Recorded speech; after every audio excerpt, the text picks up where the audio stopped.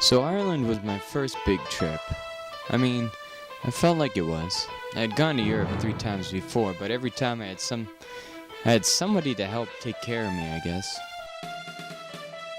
If the question comes up, where in the world do I live?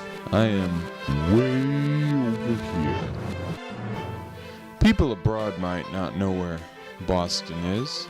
But I'm 1 hour north, and they probably don't know where New Hampshire is. And I guess I'm 5 hours north of New York City by driving, if someone was to ask. And I'm here. This trip started when I was looking for my town library on the internet, and I saw links on Google to Ireland. I had no idea there was a London, Derry, Ireland. Seriously, I had no knowledge of any of it. I just kind of live in this town, I don't know. Travel sites were promoting that all the Halloween in America comes from Ireland and Irish cultures and traditions. All I knew was I needed to get there for Halloween. Looking at the map of Ireland, I knew Dublin existed, but I didn't know where.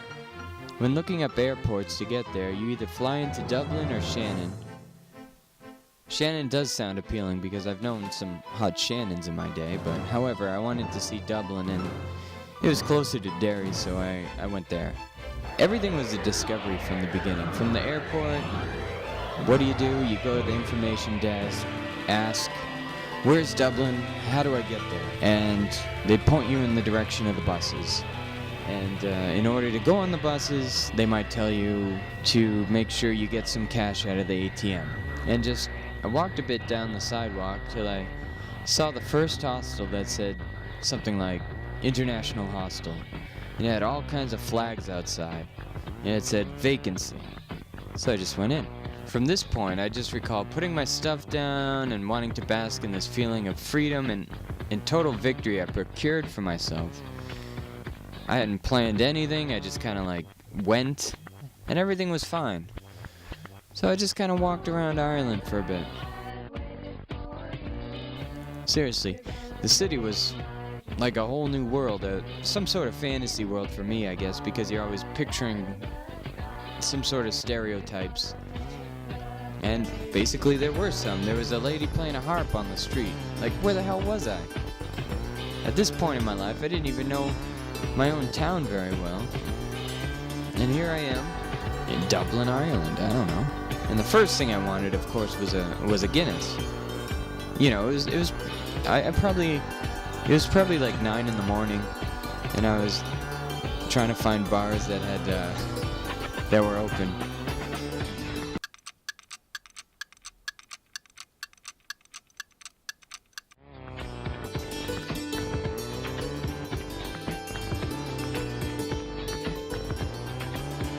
Trinity College was packed with students, hustling to go to class, and everyone just looked like Americans. I couldn't really tell anything different about it.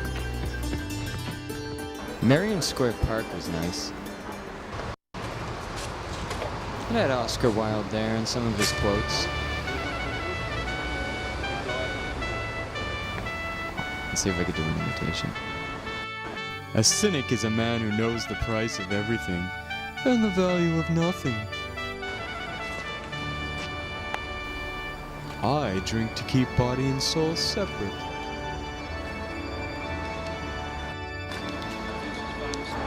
Man is least himself when he talks in his own person. Give him a mask and he will tell you the truth. Oh jeez, that sounds awful. I really like this last quote. Lying, the telling of beautiful and true things, is the proper aim of art. Anyway, I was really impressed with everything that I saw, though at times I wasn't sure what I was looking at. And it didn't matter, really. Everything was quite beautiful and mysterious. I guess that is the beauty of traveling.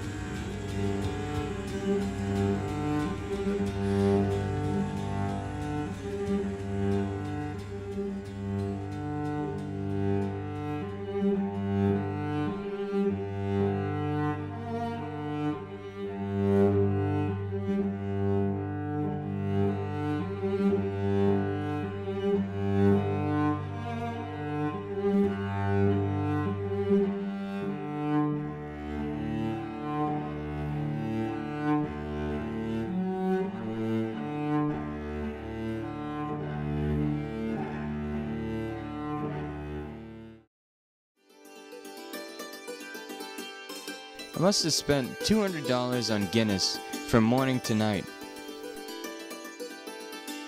It was only a year before that I actually had my first drink of alcohol. Or specifically got totally wasted, and I had Guinness only a few times earlier in other places. But I wanted to see how accurate it was that Guinness tasted different in Ireland. It was quite good over there. It was like a smoky chocolate milkshake without the milk or the chocolate, I guess. So, just, you know, the consistency.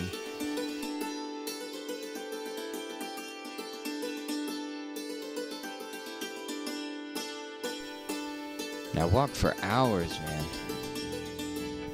By the evening, I was quite lost and I had no idea where my hostel was, so I just kept on walking into bars and using the bathroom and getting another beer or two. It was a vicious cycle, actually, but my time in Dublin was mostly me trying to get with a French au pair, without any success. Though we hung out at Temple Bar and we had our first Irish coffee together. Like, we were both surprised that it was just coffee and Jameson. We're not, you know, I don't know. It sounds silly now, but we listened to cover bands and we drank lots of Guinness, some Smithwicks, and in fact, cider was popular at the bars. The floors reeked of apple vinegar from the spilt cider, which wasn't bad, I guess. Mostly I drank Guinness until I was stumbling, though. On my last day, an Irish guy gave me one of these Budweisers and said, "This is the real Budweiser." I don't know.